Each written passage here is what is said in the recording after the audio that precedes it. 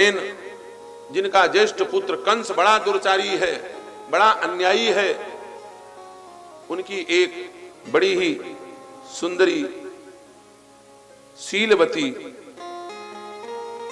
पुत्री है जिसका नाम है देवकी। विवाह का समय आया, श्रेष्ठ वर खोज करके महाराज आनक दुंदुभी वसुदेव जी को वर रूप में वरण करने के लिए बारात बुलाई है। विधिवत विवाह संपन्न होने के बाद क्रूर कंस अपनी छवि सुधारने का मौका समझ करके स्वयं अपनी बहन की रथ को सारथी बनकर के हाँकने लगा। जितने दुनिया वाले थे वो सब के सब बोले ये कंस इतना कब से सुधर गया, इतना हृदयवान कैसे हो गया, अपनी बहन को विदा करने के लिए खुद जा रहा है सारथी बन के। जो दुष्ट लोग होते हैं ना, वो अपनी छवि कभी कभी डैमेज कंट्रोल करने के लिए दुनिया भर का काम करते हैं। देखना, जो अपने घर में कभी एक तो कागज की पुड़िया उठा करके बाहर नहीं फेंकते, जनता के बीच में अपनी छवि बनाने के लिए झाड़ू लगाते हैं। हम स्वच्छता अभियान वाले हैं और कैमरा लगा के फोटो खिंचवाते हैं, है कि नहीं? दुनिया काम करेंगे, माला पहनाएंगे, फोटो पहले खिंचवाएंगे। हाँ, हम संत महात्माओं को सम्मान करते हैं। 100 चूहे खाके बिल्ली चली हज करने, बाहर से बड़ा सुंदर और अंदर से सब मामला गड़बड़। ये कंस वैसे ही है, और कंस जैसे लोगों की इस समय भरमार है। मन काला तन उजला बगुला जैसा भेष, याते भला तो कागा जाको भीतर बाहर एक। देवताओं से रहा नहीं गया।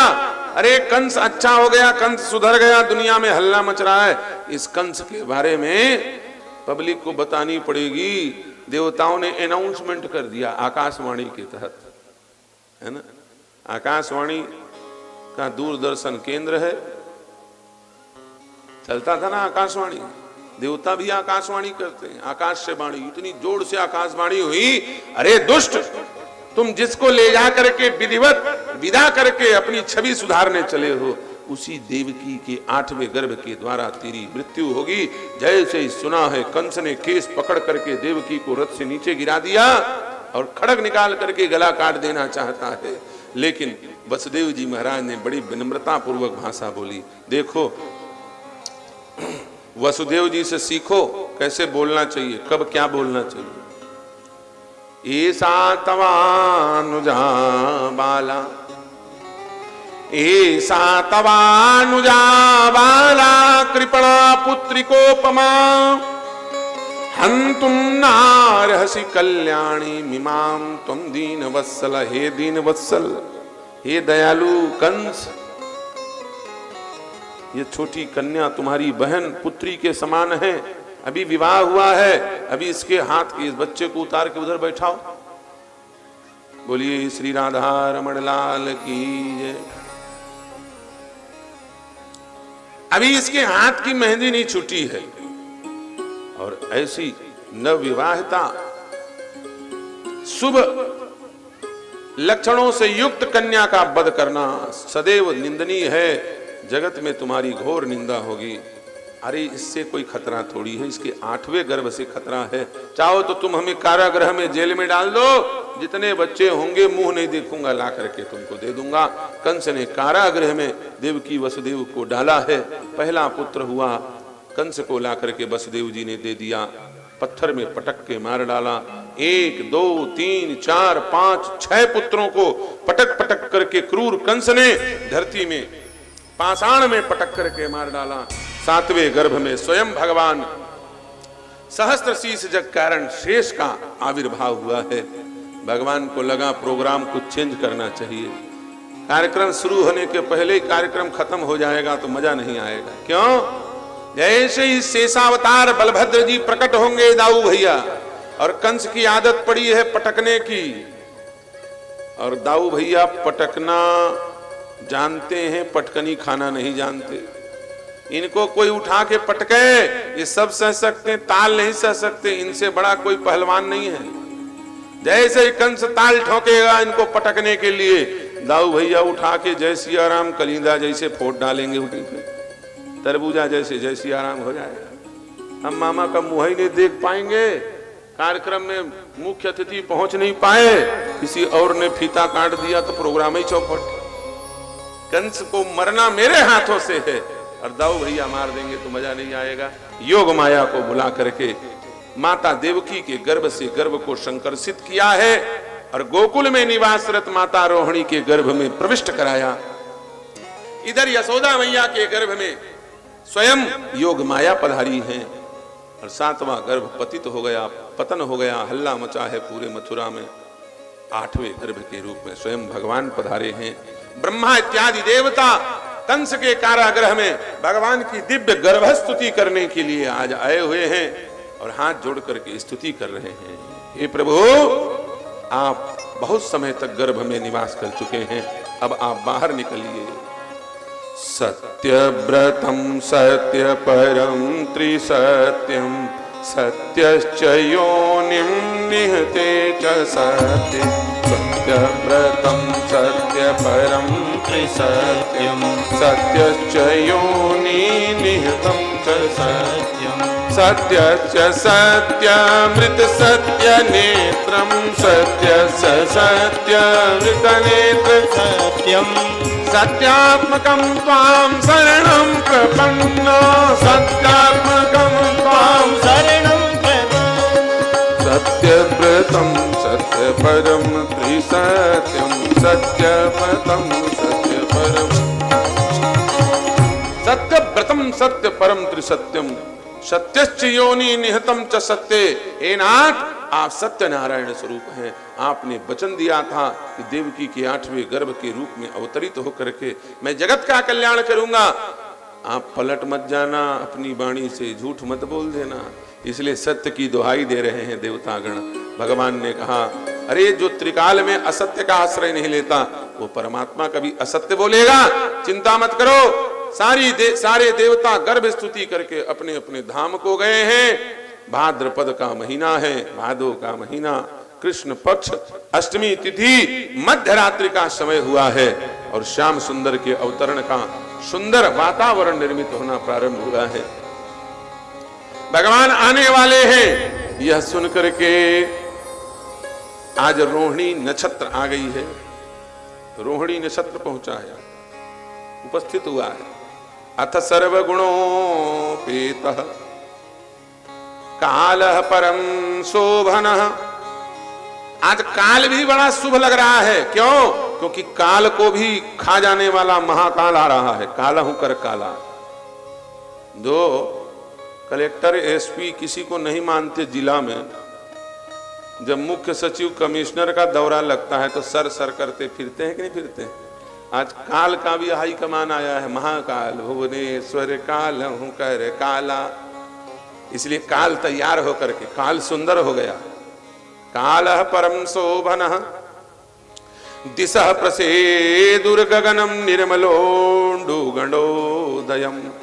आकाश प्रसन्न है। क्यों? आकाश बोलते हैं, गगन बोलते हैं, ये बादल बोलते हैं कि भैया हमारी तुलना भगवान के केसों से होती है। जिनकी हमारी तुलना होती थी आज वो साक्षात हमारे सामने आने वाले हैं। देखेंगे जरा वो हैं कैसे, उनके बाल कैसे हैं। दिशः प्रसेदुर्गगनम, आकाश प्रसन्न है, बादल प्रसन्न है। बादल तो इसलिए प्रसन्न है क्योंकि हमारी तुलना भगवान के बालों से दी जाती है। आकाश को पूछा तुम क्यों प्रसन्न हो? नीले नीले आकाश कहते हैं कि भैया हमारी भी तुलना भगवान के रंग से की जाती है। नीलांबुज श्यामल कोमलांगम।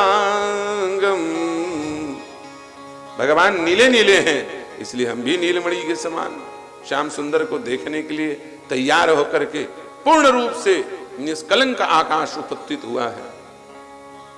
मही मंगल भूयष्ठ पुरग्राम ब्रजा कराह। गांव गांव गली गली हीरे मोती मणि माणिक्य उपस्थित हो रहे हैं। धरती में मानो लक्ष्मी लौट रही है। किसी ने पूछा लक्ष्मी मैया से, आप तो वैकुंठ में बढ़िया तैयार होकर के सुंदर डल्लभ के गद्दे में रहती हो, आज हमारे गांव में अहीरों की गलियों में क्यों लौट रही हो? लक्ष्मी कहती है जिस रज में मेरे स्वामी खुले पैर खेलेंगे, लक्ष्मी बोल रही है कि मैं भी उस रज का आनंद ले रही हूं। इसलिए वृंदावन के व्रज क्षेत्र के 84 कोस में लक्ष्मी अपने मस्तक पे उठा उठा के धूल डाल रही है और चारों तरफ मणि माणिक हीरे मोतियों को उगल रही है, बिखेर रही है। पृथ्वी प्रसन्न है। क्यों? बहुत दिन हो गया भगवान हमारे पास नहीं आते। भगवान की 2 पत्नी, एक है श्री देवी और एक है धरती देवी। श्री देवी लक्ष्मी जी उन्हीं के पास रहते हैं और ये धरती बिचारी उनसे मिल नहीं पाती। इनको बड़ा सौतिया डाह लगा हुआ है कि मेरी सौतनई के पास भगवान बने रहते, मेरे पास नहीं आते।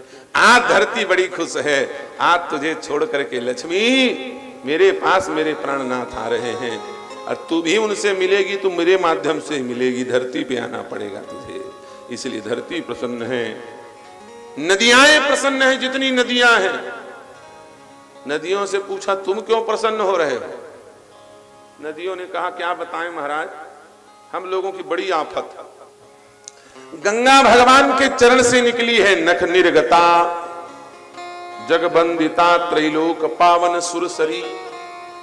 गंगा भगवान की बेटी है और हम लोग इनको बार बार कहते थे गंगा जी से ये अपने पिता से मिला दो, तो गंगा बड़े नखरे मार करके बड़ी तेज धार मचलते हुए इछलाते हुए उछलते हुए भाग जाती थी। है? मेरे पिताजी से मिलोगे? तुम गांव की गंवारी। मेरे पिताजी कोई साधारण है, बैकुंठ में रहते हैं। मेरे पापा को जानते हो? है? भगवान है, बैकुंठाधिपति हैं, उनसे मिलना तुम्हारे बस की बात नहीं। इठला करके भाग जाती थी गंगा। आज गंगा के पीछे हम लोगों को लगना नहीं पड़ेगा, हमको भगवान का दर्शन बड़े अच्छे ढंग से होगा। भगवान के पीछे हमको नहीं भागना पड़ेगा, भगवान हमारे पीछे भागेंगे। क्यों? ससुराल में जीजा जी सबसे ज्यादा अटखेलियां किससे करते हैं? साली से, है कि नहीं? अब सारी नदियां बोलती हैं अब तो भगवान हमारे जीजा बनने वाले और हम उनकी साली बनेंगी। कैसे बनोगी साली? नदियों ने कहा यमुना जी भगवान कृष्ण की घर वाली और बाकी नदियां हो गई उनकी साली। इसलिए अब जीजा जी से खूब मिलेंगे, आते रहेंगे और बढ़िया दर्शन देते रहेंगे। इसलिए नद्यः प्रसन्न सलिला हृदा जल रुह श्रीह द्विजाली कुल सन्नाद स्तंभका वनराजयः। कमल के पुष्प मध्यरात्रि में खिल गए। कमल से पूछा अरे तुम लोग तो सूर्योदय के किरण से खिलने वाले थे, सूर्य का दर्शन करके खिलते थे, आज क्यों खिल गए? कमल ने कहा अरे साधारण सूर्य की बात करते हो? जिस समय भगवान प्रकट हो, भगवान से बड़ा सूर्य थोड़ी होता है। जिस नारायण के नाम से सूर्य नारायण नाम पड़ा है वो नारायण स्वयं आ रहे हैं। ये संसार के सूर्य को कौन देखेगा?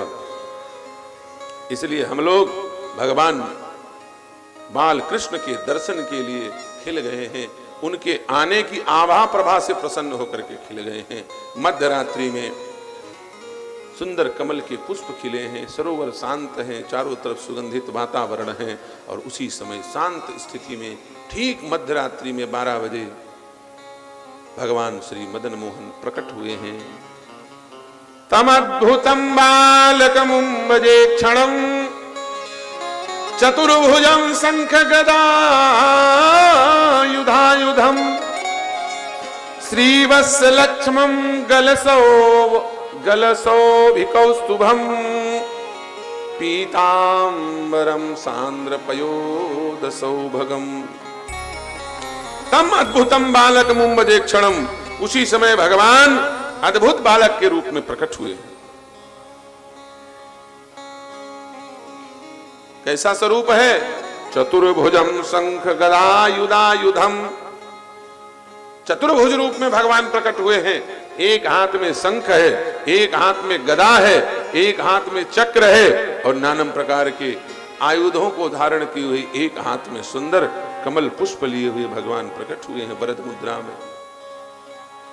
श्रीवत्सलक्ष्मं गलसौभिकौस्तुभं हृदय में साक्षात भगवती लक्ष्मी विराजमान है, गले में कौस्तुभ मणि शोभायमान है, और सुंदर कंधे पर पीला पीला पीतांबर पीतांबरम सांद्र पयोद सौभगम।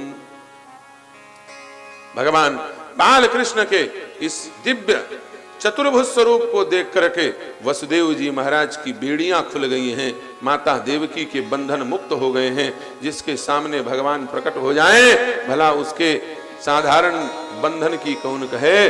जन्म जन्म के संचित क्रियमाण प्रारब्ध इत्यादि कर्मों के शुभाशुभ कर्मों का बंधन जिसे कोई नहीं तोड़ सकता, भगवान स्वयं गीता में कहते हैं अवश्यमेव भोक्तव्यम कर्ता फल शुभाशुभम। शुभ और अशुभ कर्मों का फल अवश्य भोगना पड़ता है। वो बंधन भी जब नष्ट हो जाते हैं तो ये बेड़ियों का बंधन खुल जाए, इसमें कौन बड़ी बात है। भगवान के दर्शन करते ही वसुदेव देवकी के बंधन मुक्त हो गए। बोलिए बाल कृष्ण भगवान की। वसुदेव जी महाराज के सामने भगवान ने अपने उस दिव्य स्वरूप का अंतर ध्यान किया है, और छोटे से शिशु के रूप में वसुदेव जी के मस्तक में सूप के ऊपर विराजमान होकर के गोकुल पहुंचे हैं। गोकुल में यशोदा मैया के पर्यंक में स्वयं योग माया कन्या के रूप में प्रकट हुई हैं।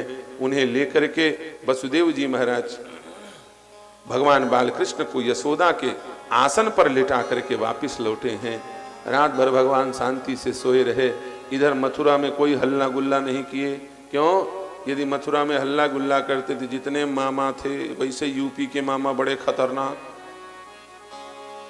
यूपी का मामा है भाई कंस, 2 मामा हैं और 2 भांजे हैं, एक यूपी के भांजे और एक छत्तीसगढ़ के भांजे। मध्य प्रदेश, यूपी एमपी में यही तो फायदा है। बोले यूपी के भांजा बड़ा खतरनाक, मामा ही को निपटा दिया। अब मध्य प्रदेश का भांजा कौन है? दक्षिण कौशल, इस समय छत्तीसगढ़ बन गया है। वहां के भांजे कौन हैं? यूपी के भांजे श्याम जी और एमपी के भांजे राम जी। कौशल्या दक्षिण कौशल की है ना, मध्य प्रदेश में जन्म हुआ था।